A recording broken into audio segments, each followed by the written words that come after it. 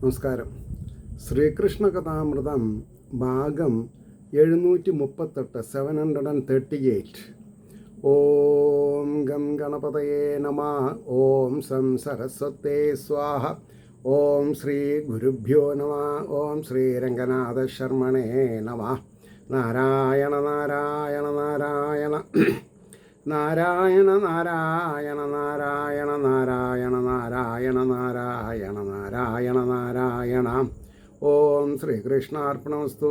ഓം ശ്രീകൃഷ്ണായ പരബ്രഹ്മണേ നമഃ. ഓം ശ്രീകൃഷ്ണായ പരമാത്മനേ നമഃ. ഹരേ രാമ രാമ രാമ ഹരേ ഹരേ, ഹരേ കൃഷ്ണ കൃഷ്ണ കൃഷ്ണ ഹരേ ഹരേ. ഓം ശ്രീ രുക്മിണി സത്യഭാമ സമേത ശ്രീ ഗോപാലകൃഷ്ണസ്വാമിനേ നമ. ശ്രീകൃഷ്ണ കഥാമൃതം ഭാഗം 738. ഭഗവാന്റെ ഉപാസനാ കാണ്ഡം. അതിലെ 9-ാം സർഗം അവതാര വർണ്ണനം. ഇത് പറയണത് ദ്രുമിളൻ നവയോഗികളിൽ ദ്രുമിളൻ എന്ന് പറയുന്ന ആള് ഇക്ഷ്വാകു വംശഭൂതനായ നിമി ചക്രവർത്തിയോട് പറയുന്ന രൂപത്തിലാണ്. അപ്പോൾ ആസ് യൂഷ്വൽ കഴിഞ്ഞ എപ്പിസോഡിൽ എന്താ പറഞ്ഞ് അവസാനിപ്പിച്ചതെന്ന് പറയാറുണ്ട്.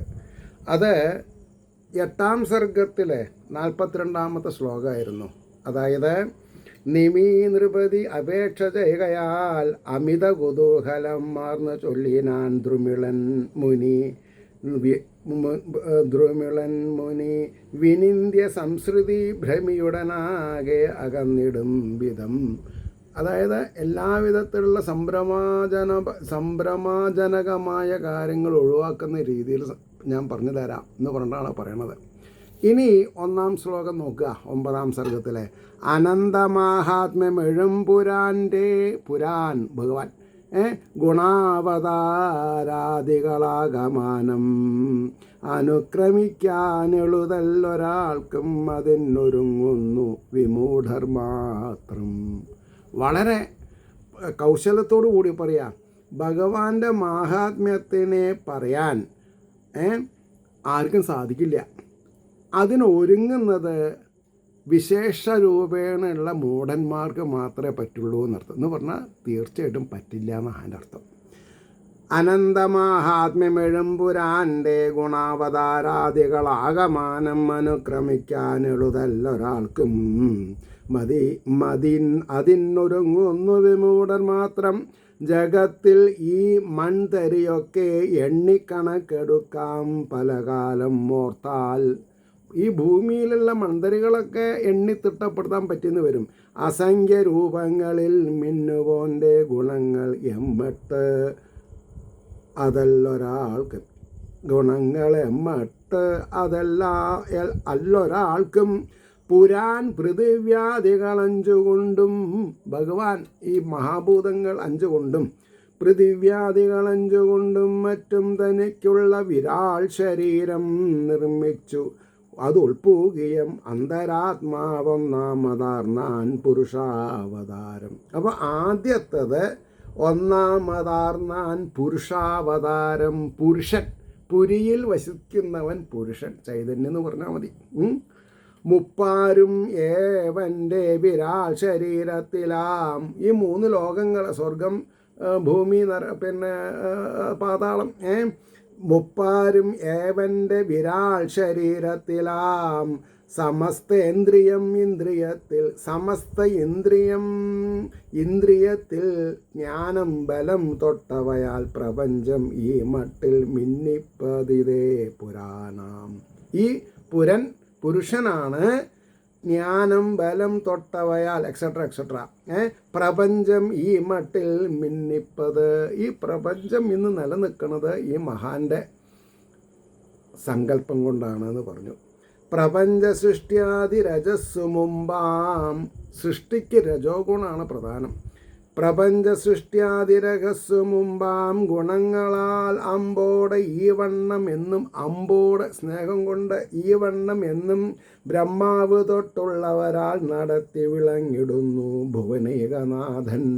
ഭുവനങ്ങളിൽ ഏകനാഥനായിരിക്കുന്ന ഭഗവാൻ ബ്രഹ്മാവിനോടുകൂടി ചേർന്ന് അല്ലെങ്കിൽ തൻ്റെ കെങ്കേമത്തരം ബ്രഹ്മാവിന് കൊടുത്ത് ബ്രഹ്മാവിനെ കൊണ്ടാണ് എന്ത് ചെയ്യണത്, ഈ സൃഷ്ടികളൊക്കെ നടത്തിപ്പിക്കണത്.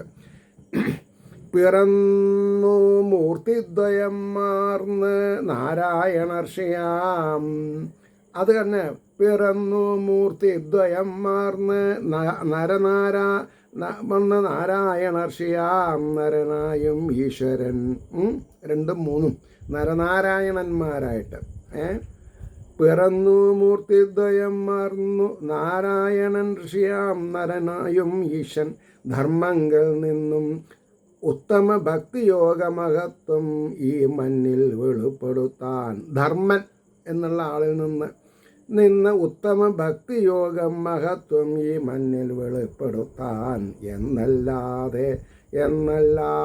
അത് എന്നാളിലും ആചരിച്ചു മഹാപ്രഭാവൻ ബദരീവനത്തിൽ. ഇന്നും വിളങ്ങുന്നു മഹർഷി നാടിൻ മിന്നുന്ന കീർത്തിധ്വജമെന്ന പോലെ. നരനാരായണന്മാർ ഇന്നും ഉണ്ടെന്നാണ് വിവക്ഷ. എന്നല്ലതെന്നാളിലും ആചരിച്ചു മഹാപ്രഭാവൻ ബദരീവനത്തിൽ. ഇന്നും വിളങ്ങുന്നു മഹർഷി നാടിൻ മിന്നുന്ന കീർത്തിധ്വജമെന്ന പോലെ. തനിക്കെഴും സ്വർഗമയാൾ കൊതിക്കും എന്നോർത്ത് ദേവേന്ദ്രനയച്ചു കാമൻ. ദേവേന്ദ്രൻ്റെ പദവി നഷ്ടപ്പെടുമോ നരനാരായണന്മാരുടെ തപസ്സിൻ്റെ വൈശിഷ്ട്യം കൊണ്ട് എന്നൊരു ഭയമുണ്ടായി.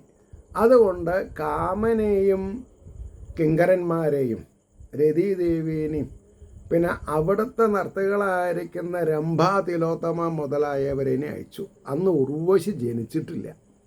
ഉർവശി ജനിക്കുന്നത് നാരായണ ഋഷിയുടെ തുടയിൽ നിന്നാണ്. ഇങ്ങോട്ട് സമ്മാനം അയച്ചാൽ ഒരു സമ്മാനം അങ്ങോട്ടും അയക്കേണ്ടതല്ലയോ എന്ന് ചോദിച്ചു നരനോട്. ഓ ആവാം. അങ്ങനെയാണ് രംഭയ്ക്കും തിലോത്തമയ്ക്കും മീതെ ഉർവശീനെ ഉണ്ടാക്കിയെന്ന. തനിക്കെഴും സ്വർഗമയാൾ കൊതിക്കും എന്നോർത്ത് ദേവേന്ദ്രനയച്ചു കാമൻ ചെന്നാൻ വസന്താദികൊളുത്തുടൻ. വസന്തം ഇദ്ദേഹത്തിൻ്റെ ശിൽബന്ധിയാണ്. ആരുടെ? കാമൻ്റെ.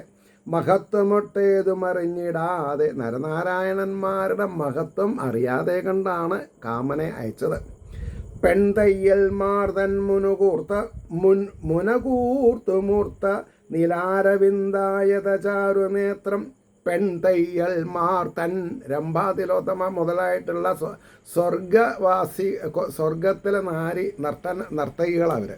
അപ്പോൾ പെൺതയ്യൽമാർ തൻ മുനകൂർത്തു മൂർത്ത നീലാരവിന്ദായത ചാരുനേത്രം തൊടുത്തു വിട്ടങ്ങനെ നിന്നു മീനധ്വജൻ ജയം കാത്തു വിചാരമോടൻ.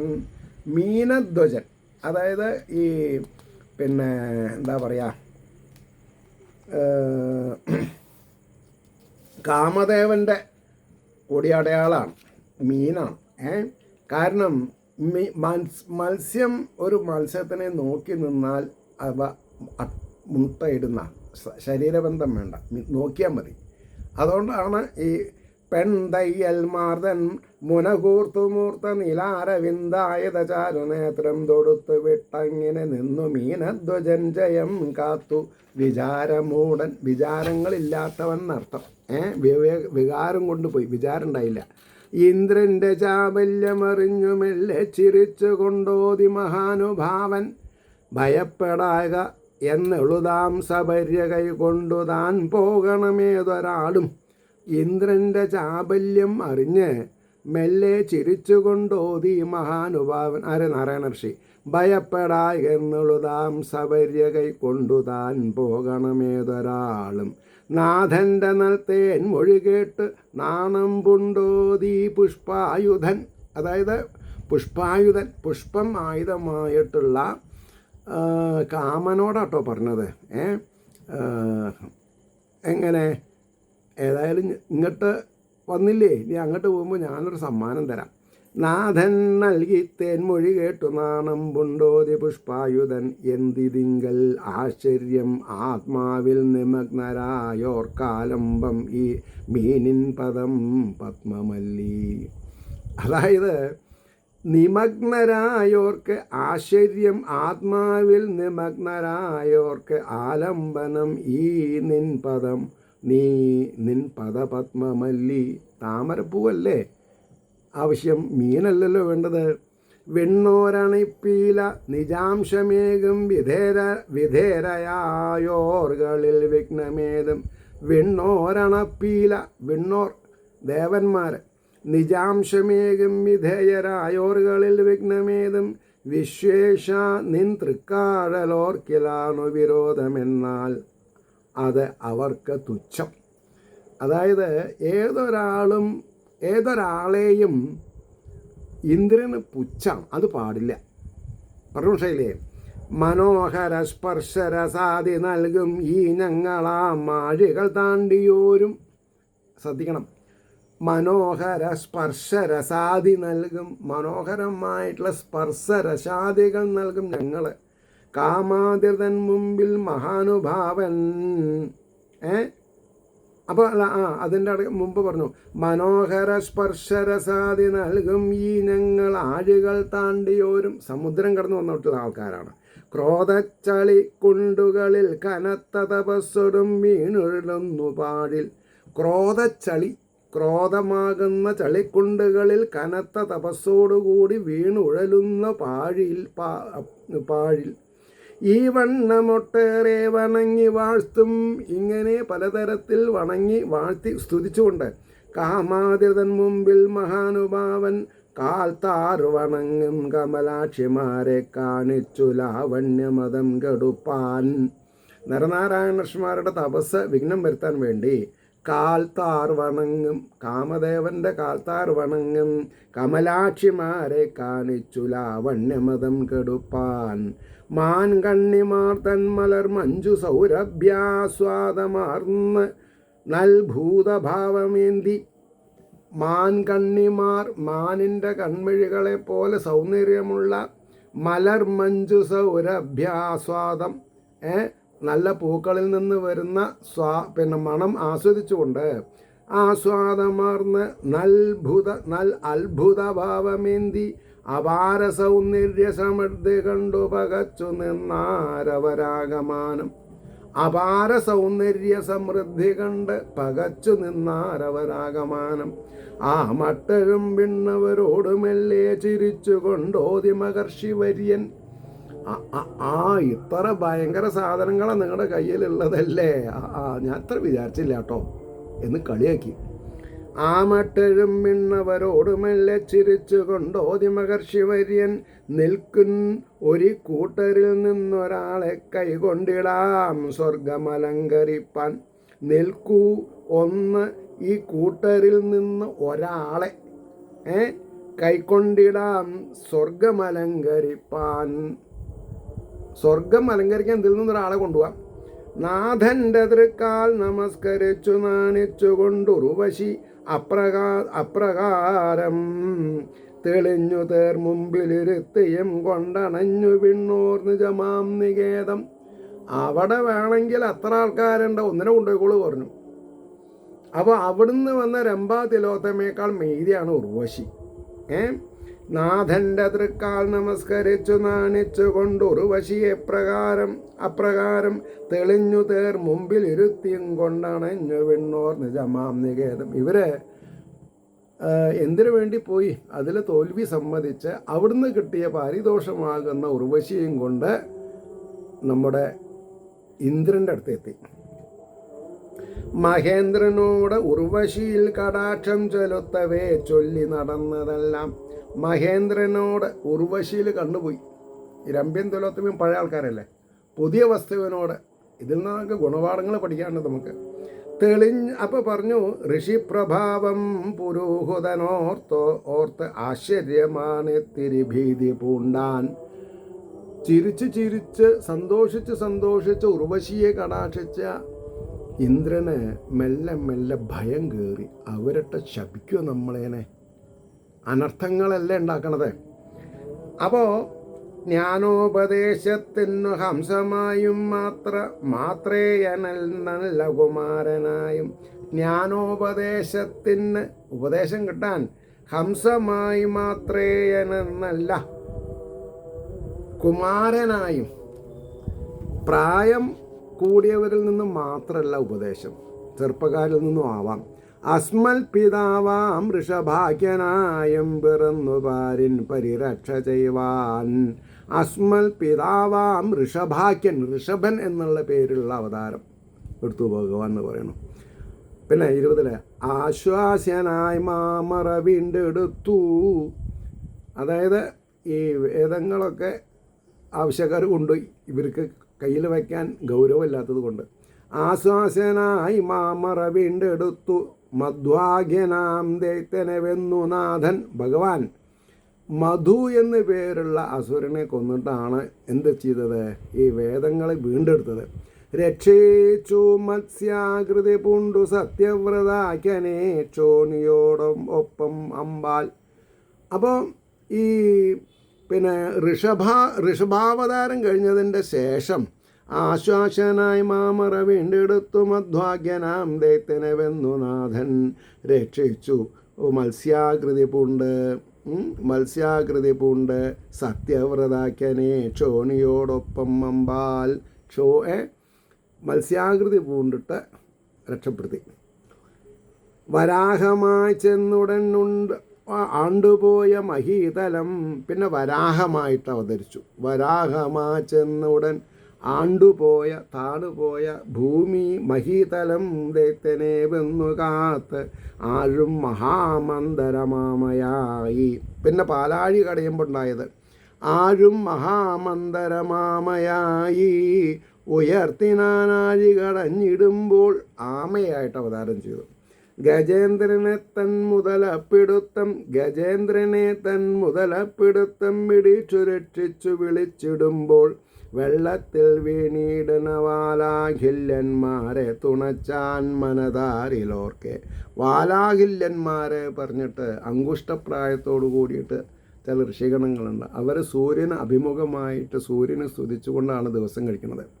ഗജേന്ദ്രനെ തൻ മുതലപ്പിടുത്തം പിടിച്ചു രക്ഷിച്ചു വിളിച്ചിടുമ്പോൾ, വിളിച്ചാൽ കേൾക്കും, വിളിച്ചിരിക്കില്ലെങ്കിൽ എന്ത് ചെയ്യാൻ പറ്റും? വെള്ളത്തിൽ വീണീടനവാലാഖില്യന്മാരെ തുണച്ചാൻ മനതാരിലോർക്കെ രക്ഷിച്ചു വിത്രാസുരഹത്യമൂലം വലഞ്ഞ ദേവേന്ദ്രനെ വേദവേദ്യൻ. വേദത്താൽ അറിയപ്പെടുന്നവൻ അർത്ഥം പറയാം. വേദവേദ്യൻ പലപ്പോഴും ദൈത്യർ തടഞ്ഞു വെച്ച വിണ്ണാരിവർഗത്തെയും അപ്രകാരം പ്രഹ്ലാദമുഖ്യർക്കഭയത്തെ നൽകി ഹിരണ്യനെ കൊന്നു നൃസിംഹമായി. പ്രഹ്ലാദമുഖ്യർക്ക് അഭയം നൽകി ഹിരണ്യനെ കൊന്ന്, ഹിരണ്യകശിപുവിനെ കൊന്ന് നൃസിംഹമായും അമ്പന്തരം തോറും ഇതേ വിധം ദുർജനങ്ങളെ കൊന്നുലകം ഭരിപ്പൂ. മന്നന്തരം എന്നാണത്. മന്നന്തരം തോറും, മന്നന്തരം എന്നാണ്, അമ്പത്തരല്ല, അത് കൂട്ടക്ഷരമായിപ്പോയി, അതാണ്. മന്നന്തരം തോറും ഇതേ വിധം, ഇങ്ങനെ വിധം ദുർജനങ്ങളെ കൊന്നുലകം ഭരിപ്പൂ. ഇന്ദ്രനു ലോകം ബലിയോട് വാങ്ങിക്കൊടുത്തു മായാവട് രൂപനായും. അതായത് മഹാബലിനെ ത്രിവിക്രമൻ എന്നുള്ള പേരിൽ മായാവടു രൂപനായും 37 വട്ടം ബലദുഷ്ടരാജകുലം മുടിച്ചാൻ ഭൃഗരാമനായും. പരശുരാമനായിട്ട്, പരശുരാമൻ. അച്ഛൻ്റെ സത്യത്തിനു വേണ്ടി രാജ്യം വെടിഞ്ഞു രക്ഷസ്സുകളെ തകർത്തോൻ സീതാമനോജ്ഞൻ വിജയിച്ചിടുന്നു. രാമൻ ശ്രീരാമനായിട്ട്. അച്ഛൻ്റെ സത്യത്തിനു വേണ്ടി രാജ്യം വെടിഞ്ഞു രക്ഷസ്സുകളെ തകർത്തോൻ സീതാമനോജ്ഞൻ വിജയിച്ചിടുന്നു. രാമൻ ജഗൽ പാവന കീർത്തിയാർന്നോൻ. പിന്നെയോ അതേ വിഷ്ണു യാദവനായി പിറന്നു വിണ്ണോർക്കുമാവാതെ എഴും അത്ഭുതങ്ങൾ ചെയ്തിടുമാർക്കും ശ്രവണാമൃതങ്ങൾ മനസ്സിനാസ്വാദ്യമഹൌഷധങ്ങൾ. അത് ശ്രീകൃഷ്ണനായിട്ട്. അതേ പുരാൻ യാദവനായി പിറന്നു. ഇവിടെ എഴുതി വയ്ക്കാം ഞാൻ ശ്രീകൃഷ്ണൻ, കാരണം ധാരയ്ക്ക വായിക്കാറില്ലല്ലോ. യാദവനായി പിറന്നു വെണ്ണോർക്കുമാവാതെഴും അത്ഭുതങ്ങൾ ദേവന്മാർക്ക് കൂടി ചെയ്യാൻ സാധിക്കാത്തായ അത്ഭുത കൃത്യങ്ങളെ നടത്തി കാണിച്ചു. ചെയ്തിടും ആർക്കും ശ്രവണാമൃതങ്ങൾ. സജ്ജനങ്ങൾക്ക് ശ്രീകൃഷ്ണ കൃഷ്ണസഹ അല്ലേ, ശ്രീകൃഷ്ണ കൃഷ്ണ അല്ല ശ്രീകൃഷ്ണ ശ്രീകൃഷ്ണ കൃഷ്ണ കൃഷ്ണ എന്ന് പറഞ്ഞാൽ ചെയ്തിടും ആർക്കും ശ്രവണാമൃതങ്ങൾ. കേൾക്കാൻ ഇമ്പമുള്ളതാണ്, മാത്രമല്ല എന്ത് കിട്ടും? മോക്ഷം കിട്ടും. മനസ്സിനാസ്വാദ്യമഹൌഷധങ്ങൾ അനർഹരായോരുടെ യജ്ഞകർമ്മം അടുത്തു വാദിച്ചു മുടക്കും ഈശൻ. ഭയങ്കര അർത്ഥവത്തായിട്ടുള്ളൊരു ശ്ലോകമാണത്. അനർഹരായോരുടെ യജ്ഞകർമ്മം അടുത്തു വാദിച്ചു മുടക്കും ഈശൻ. നടത്തിക്കില്ല, നടക്കാൻ സമ്മതിക്കില്ല. അസൻനൃപന്മാരെ വധിച്ചും മേലണച്ചിടും നന്മകൾ മണ്ണിലങ്ങും. നൃപന്മാരെ വധിച്ചും അസാൻമാർഗികമായിട്ട് നടക്കുന്നവരെ വധിക്കും ഭഗവാൻ. സജ്ജനങ്ങളെ രക്ഷിക്കും. ഈ മട്ട് ഈശൻ്റെ പവിത്ര ജന്മകർമ്മങ്ങളോർ തേടിൽ അനന്തമത്രേ. ഇങ്ങനെ ശ്രീഹരിയുടെ മഹാവിഷ്ണുവിൻ്റെ അവതാരങ്ങൾ ഒട്ടനവധിയുണ്ട്. അതിൽ ചിലത് ഞാൻ പറഞ്ഞു എന്നാ. ഈ മട്ടിൽ ഈശൻ്റെ പവിത്ര ജന്മകർമ്മങ്ങളോർ തേടിൽ അനന്തമത്രേ. അല്പാൽപമെന്തോ ചിലതങ്ങയോട് ചൊല്ലിയിടിനേൻ വാക്കിനിതാണു ലാഭം. അല്പാൽപം കുറച്ച് അറിയണതൊക്കെ ഞാൻ പറഞ്ഞു, ഇത്രയൊക്കെ മതി. ഈ അറിവ് തന്നെ ധാരാളമായി എന്നാ. ചൊല്ലിയിടിനേൻ വാക്കിനിതാണു ലാഭം. ഭക്തൻ്റെ സൗഭാഗ്യമറിഞ്ഞു മുമ്പാർന്ന ഭക്തരായോർ നില വിസ്തരിപ്പാൻ. എന്താ ഗരിമ! ഭക്തൻ്റെ അറിഞ്ഞ് മുമ്പാർന്ന ഭക്തരായോർ നില വിസ്തരിപ്പാൻ. ചോദിക്കയാലോതി നിവേന്ദ്രനോട് ചാതുര്യമേറും ചമസൻ മുനീന്ദ്രൻ. ഇനി അടുത്തത് ചമസൻ്റെ വർത്തമാനമാണ്. അപ്പോൾ ഇവിടെ നമ്മൾ 9-7 ആയി, 9-8. ഇനി ഒരാളും കൂടി ബാക്കിയുണ്ട്. 9-8. ഇത് ശ്രീകൃഷ്ണ കഥാമൃതേ കലികൽമഷനാശനെ ഉപാസനാകാണ്ഡേ നവമസർഗ. സർവത്ര ഗോവിന്ദ നാമ സങ്കീർത്തനം ഗോവിന്ദ ഗോവിന്ദ. അടുത്തത് 10ാം സർഗം അഭക്തലക്ഷണം എന്ന് പറഞ്ഞാൽ എന്താ? ഭക്തലക്ഷണമല്ല, അഭക്തന്മാരുടെ ലക്ഷണം എന്താ?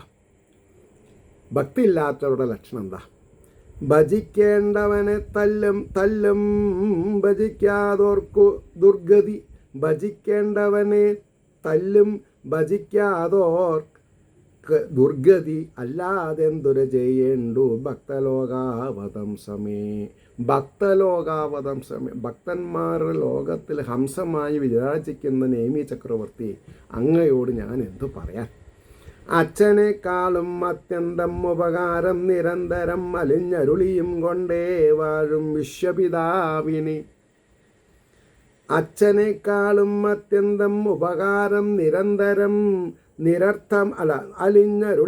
അരുളിയും കൊണ്ടേ വാഴും വിശ്വപിതാവനെ ബ്രഹ്മദേവനെ അല്ലെങ്കിൽ പിന്നെ ശ്രീഹരിനെ മറന്നു വിലയേറിടും മഹത്താം മർത്യജീവിതം. ശ്രീഹരിനെ മറന്ന് വിലയേറിയ മഹത്താം മർത്യജീവിതം, മനുഷ്യജന്മം നിരർത്ഥമാക്കുവോനേക്കാൾ നിന്ദ്യനാരുണ്ട് മന്നിതിൽ.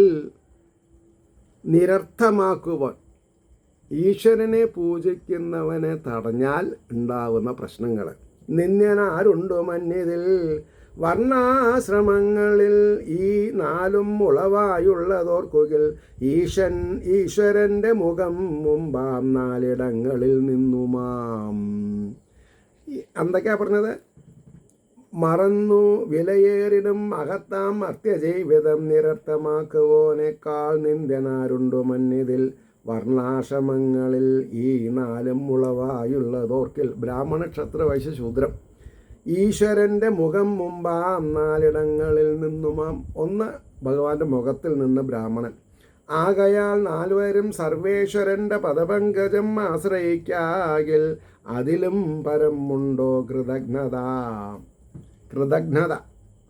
കൃതജ്ഞതല്ല, കൃതജ്ഞത. നാശം ഇതിലും ഭീയതുണ്ടോ? ഇപ്പോൾ ഇവിടെ വേറൊരു വാക്ക് പറയണ്ടായി. എന്താ? ബ്രാഹ്മണ ക്ഷത്ര വൈശ്യ ശൂദ്രന്മാർ 4 വർണ്ണങ്ങൾ ഭഗവാന്റെ 4 സ്ഥലത്തുനിന്ന് ശരീരത്തിൻ്റെ 4 ഭാഗത്തിൽ നിന്നുണ്ടായി. അവർ 4 ഈശ്വരനെ വേണ്ട പോലെ പൂജിച്ചിട്ടില്ലെങ്കിൽ അവർക്ക് അനർത്ഥം സംഭവിക്കുന്ന പറഞ്ഞത്. ഇത് പറയുമ്പോൾ ഇന്ന് ഞാൻ ഈ ശ്രീകൃഷ്ണ കഥാമൃതം പറയാൻ വരുന്നതിൻ്റെ മുമ്പേ ഒരു യൂട്യൂബിൽ ഒരു ചാനൽ കണ്ടു. വയനാട്ടിൽ ഒരു കൂട്ടം ആൾക്കാരെ 30 കുട്ടികളെ തിരഞ്ഞെടുത്ത് വിധിപ്രകാരം അവർക്ക് ഉപനയനാദി കർമ്മങ്ങളൊക്കെ ചെയ്ത് 3 വർഷം നീണ്ടു നിൽക്കുന്ന ഒരു പൂജാ പരിചയ പദ്ധതി നടത്തി കൊടുക്കുകയാണ്. അതിൽ വിളംബരം ചെയ്തപ്പോൾ ഒരു ബ്രാഹ്മണ കുമാരൻ മാത്രമേ വന്നുള്ളൂ. ബാക്കി 29 പേരും അന്യജാതിക്കാരാണ്. അപ്പോൾ അവരുടെ ഉദ്ദേശം കേരളത്തിലെ ബ്രാഹ്മണരെ പൂജയ്ക്ക് കിട്ടണില്ല. അപ്പോൾ കേരളത്തിൽ നിന്ന് തന്നെ മലയാളം അറിയാവുന്ന വ്യത്യസ്ത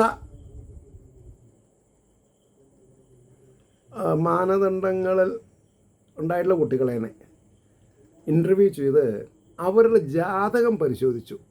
എന്തിനാ ജാതകം പരിശോധിക്കണേ? ജാതകവശാൽ ഈശ്വരോപാസന ചെയ്യാൻ കഴിവുണ്ടോ എന്നറിയാൻ. അതറിഞ്ഞിട്ടാണ് 10-60 ആൾക്കാരുണ്ടായിരുന്നു. കുറച്ച് ആൾക്കാരെ അവർ ഷോർട്ട് ലിസ്റ്റ് ചെയ്തു. ജാതകപ്രകാരം ശരിയല്ല എന്ന് പറഞ്ഞിട്ട്. ഇതൊരാവശ്യമാണെന്ന്. അപ്പോൾ അതിന് മുൻകൈ എടുത്ത ആൾക്കാരേനൊക്കെ ഞാൻ മനസ്സുകൊണ്ട് നമസ്കരിക്കുകയാണ്. കാരണം കേരളത്തിൽ ഒരു ക്ഷേത്രവും മലയാളി പൂജാരികളില്ലാതെ കൊണ്ട് ബുദ്ധിമുട്ടാൻ പാടില്ല. കാരണം ഭക്തന്മാർ മലയാളികളാവുമ്പോൾ ഈ കേരളത്തിലെ തനതായ തന്ത്ര വിധിപ്രകാരമുള്ള പൂജകൾ അറിയേണ്ടത് ആവശ്യമാണ്. അപ്പോൾ അവർക്ക് അറിയില്ലേ എനിക്കറിയില്ല. ഭാഗവതം അതിന് അന്യമതസ്ഥർ, അതായത് ബ്രാഹ്മണരല്ലാത്തവർക്കും പൂജ വേണം, പൂജ ചെയ്യണം എന്ന് ഈ ഒരു ശ്ലോകത്തിൽ നിന്ന് നമുക്ക് മനസ്സിലാക്കാൻ പറ്റും. അപ്പോൾ ആരെങ്കിലും ബ്രാഹ്മണർക്ക് പിറന്ന കുട്ടികൾ മാത്രമേ ബ്രാഹ്മണൻ എന്ന് തെറ്റിദ്ധരിച്ച് അവരെ പൂജയ്ക്ക് വിധേയമാക്കാവൂ എന്ന് തെറ്റായി പറഞ്ഞാൽ അവർക്ക് ഈ ഭാഗവതത്തിൻ്റെ അർത്ഥം മനസ്സിലായാൽ അവർ ഒതുങ്ങണം. അതുകൊണ്ടാണ് പറഞ്ഞത്, ആകയാൽ 4 ബ്രാഹ്മണ ക്ഷത്ര വൈശ്യ ശൂദ്രരും സർവേശ്വരൻ്റെ പദപങ്കജം ആശ്രയിക്കാകിൽ അതും പരമുണ്ടോ കൃതജ്ഞത. അത്രയും വിശ്വൈക പിതാവാം, അത്രയും പോരാ വിശ്വൈക പിതാവും ഹിതകാരിയും ആത്മാവും മറ്റുമായി ഉള്ളിൽ തന്നെ മേവും മഹേശനെ. അവരവരുടെ ഉള്ളിലാണ് ഈ ശ്രീകൃഷ്ണൻ, മഹാവിഷ്ണു, പരമശിവൻ അല്ലെങ്കിൽ ശ്രീരാമനൊക്കെ വസിക്കുന്നത്. ഒരൊറ്റ പേരേ ഉള്ളൂ, ബ്രഹ്മം, പരമാത്മ ചൈതന്യം. ഇപ്പോൾ ഞാൻ തന്നെ ഒരു സ്ത്രീയുടെയും പുരുഷൻ്റെയും മകനാ. വിവാഹം കഴിഞ്ഞപ്പോൾ ഞാൻ ഭർത്താവായി, കുട്ടികളായപ്പോൾ ഞാൻ അച്ഛനായി, സഹോദരിമാർക്ക് ഞാൻ ഏട്ടനായി, മൂത്തവർക്ക് ഞാൻ അനിയനായി, ഓഫീസിൽ ഞാൻ സ്റ്റെനോഗ്രാഫറായി, അതിനിടയ്ക്ക് കുറച്ച് തുണിക്കച്ചവടം ചെയ്തപ്പോൾ ഞാൻ തുണിക്കച്ചവടക്കാരനായി. ഇത്രയല്ലേ ഉള്ളൂ ജീവിതം. ആളൊന്നല്ലേ.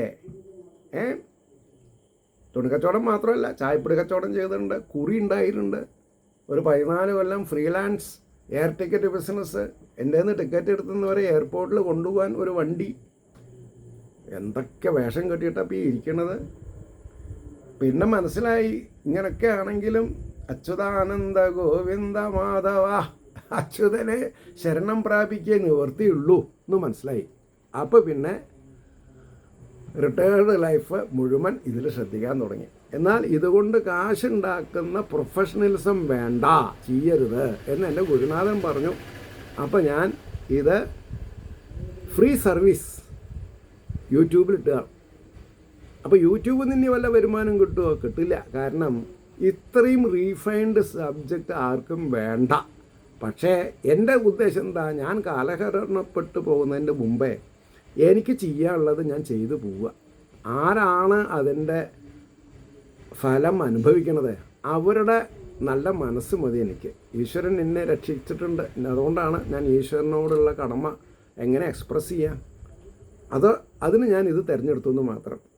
അതുകൊണ്ടാണ് പറഞ്ഞത്, യുക്തിവാദങ്ങളും മറ്റും ചൊല്ലി നിന്ദിച്ചിടുന്നവൻ, യുക്തിവാദങ്ങളും മറ്റും ചൊല്ലി നിന്ദിച്ചിടുന്നവൻ അതപ്പതിക്കും അവതിൽ എന്തത്ഭുതം വിമലാശയാം. ഇതൊരു താക്കീതാണ്. ഇന്നത്തെ പ്രസ്ഥാനങ്ങളിൽ ഈശ്വരനിന്ദ ചെയ്യുന്നവർക്ക് അതപ്പതിക്കും അതിൽ എന്തത്ഭുതം വിമലാശയാന്നാ പറഞ്ഞിട്ടുള്ളത്. കാമാദികൾ അകന്ന് അന്തർമുഖമായി വിലസും വിധം, കാമക്രോധമത മത്സര ലോഭഭയാദികൾ അകന്ന് അന്തർമുഖമായി വിലസും വിധം, ഉള്ളം സംശുദ്ധമാകാകിൽ ഏതു പണ്ഡിതനാകിലും. ആഗ്രഹങ്ങൾ വലിച്ചങ്ങിങ്ങോരോരോ വിഷയങ്ങളിൽ ചിത്തം പ്രവൃത്യുന്മുഖമായി തന്നെ തീർക്കും അസംശയം. സംശയരഹിതമായിട്ട് ആഗ്രഹങ്ങൾ വലിച്ച് ഓരോരോ വിഷയങ്ങളിൽ ചിത്തം പ്രവൃത്യുന്മുഖമായി തന്നെ തീർക്കും അസംശയം. അവിടെ നിർത്താം.